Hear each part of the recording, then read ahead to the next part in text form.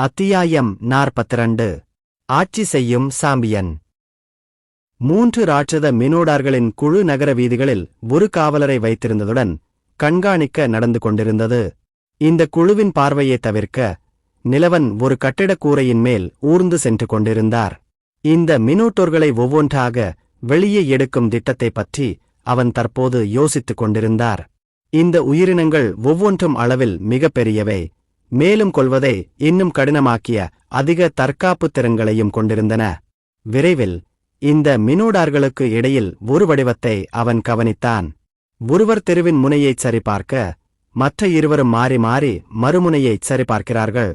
நிலவன் தங்கள் காவல் நிலையத்தின் நடுவில் தனியாக இருப்பவரை வெளியேற்ற ஒரு வாய்ப்புக்காக கருதினார். இதனால் மற்றவர்கள் இல்லாதபோது அதை திசை திருப்ப முடியும்.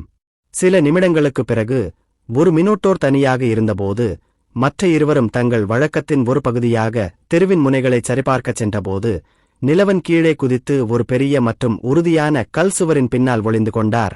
பியூ! நிலவன் விசில் அடித்தார். காவலில் இருந்த மினோடார் இறுதியாக ஏதோ கேட்டது போல் உணர்ந்தார். நிலவன் எதிர்பார்த்தது போலவே அது சத்தத்தை பின்தொடர்ந்தது.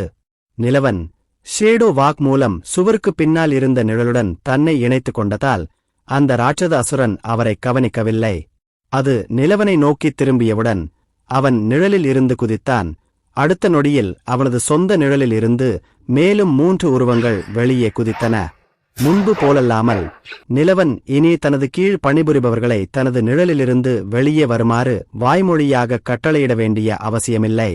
சிந்தசிஸிலிருந்து அவன் பெற்ற ஹைவ் மைண்ட் திறனுக்கு நன்றி.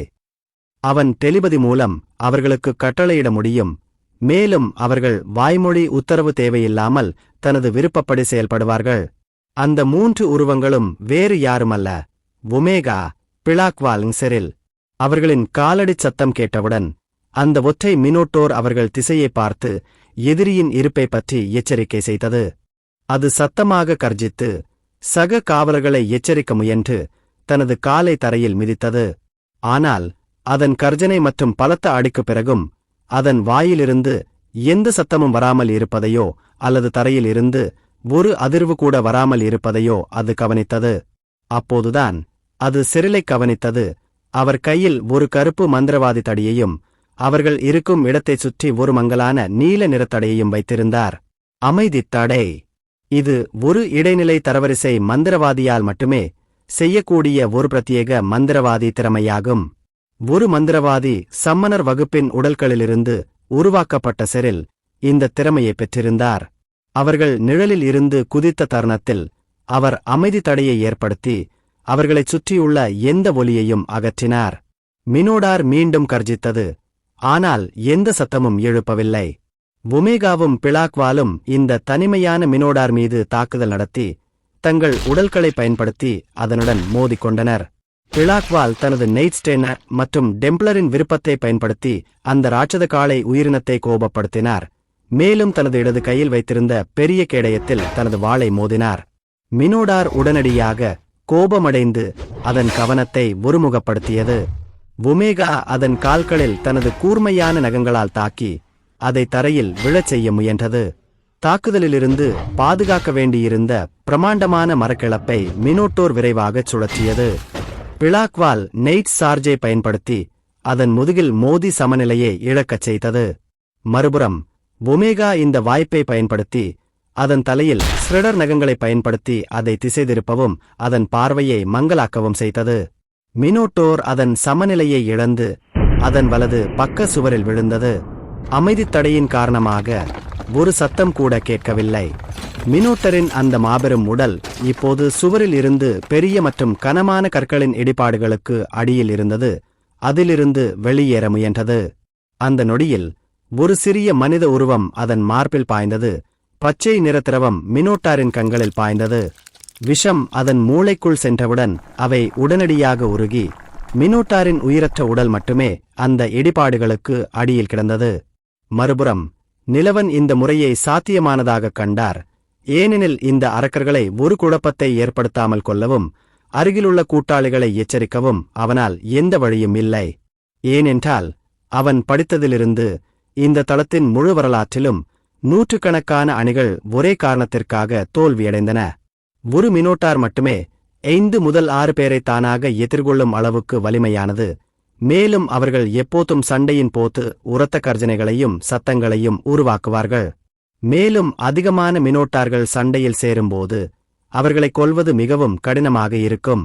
நிலவன் போன்ற ஒரு இடைநிலை மாஸ்டர் தரவரிசை வாழ்வீரன் கூட இந்த உயிரினங்களில் ஒன்றை ஒன்றுக்கு ஒன்று சண்டையில் கொள்வது கடினமாக இருக்கும். எனவே நிலவன் தனது வலிமையான போராளிகளையும் பயன்படுத்தி அதை எதிர்பாராத விதமாக பிடித்து சேதத்தை சமாளித்தார். அதே நேரத்தில் சைலன்ஸ் பேரியரை பயன்படுத்தி எந்த சத்தமும் கசிவதை தடுக்க எந்த எதிரியும் எச்சரிக்கப்படாமல் தடுக்கிறார். அவனாலும் சைலன்ஸ் பேரியரை வீச முடியும். ஆனால் அதற்கு காஸ்டர் அதே நிலையில் இருக்க வேண்டும். மேலும் தடையை செயல்பட வைப்பதில் அவர்களின் முழு கவனத்தையும் செலுத்த வேண்டும். எனவே அவன் இந்த வேலைக்கு செரிலை பயன்படுத்தினார். அதே நேரத்தில் அவன் தனது விஷ அமிலத்தால் இறுதி அடியை கொடுத்தான். இது விழுந்த எதிரியை சில நொடிகளில் விரைவாக அகற்றும். புகழ்பெற்ற சோமிரின் உடலை உறிஞ்சிய பிறகு அவன் பெற்ற கிராண்ட் மாஸ்டர் ரேங் பாய்ச்சன் ஆசித்திரன் உண்மையில் அதன் நற்பெயருக்கு ஏற்ப செயல்பட்டது. விரைவில் நிலவன் மற்ற மினோடார் அதன் நடைப்பயணத்திலிருந்து திரும்பி வருவதை கவனித்தான். இப்போது அவனுக்கு முன்னால் இந்த இறந்த மினோடார் உடலையும் திறன்களையும் உள்வாங்க அவனுக்கு நேரமில்லை. காவலில் இருந்த மீதமுள்ள மினோட்டார்கள் மீதும் நிலவன் அதே செயல்முறையை மீண்டும் செய்து அவர்களை இதுபோலவே எதிர்பாராத விதமாக பிடித்தார். விரைவில் அவன் 3 இறந்த மினோட்டார்கள் அவனுக்கு முன்னால் இருந்தனர். அவன் இந்த உடல்களில் திறன் உறிஞ்சுதல் தெய்வீக திறனை பயன்படுத்தத் தொடங்கினான். மேலும் அவற்றின் திறன்களையும் உள்வாங்கினார். சிஸ்டம் திறன்களையும் திறமைகளையும் எனக்குக் காட்டு. புதிய திறன்களைச் சரிபார்க்க நிலவன் சிஸ்டத்துக்கு கட்டளையிட்டார். புரவலன் பின்வரும் திறன்களையும் பெற்றுள்ளார். மாய எதிர்ப்பு டி தரவரிசை செயலற்றது. மாயாஜால தாக்குதல்கள் மற்றும் சேதங்களை எதிர்க்கும் ஒரு உடலமைப்பை உருவாக்க ஹோஸ்டை அனுமதிக்கிறது. உடல்நல மீட்பு சி தரவரிசை செயலற்றது. ஹோஸ்ட் ஒரு சிறிய விகிதத்தில் ஆரோக்கியத்தை மீட்டெடுக்க உதவுகிறது.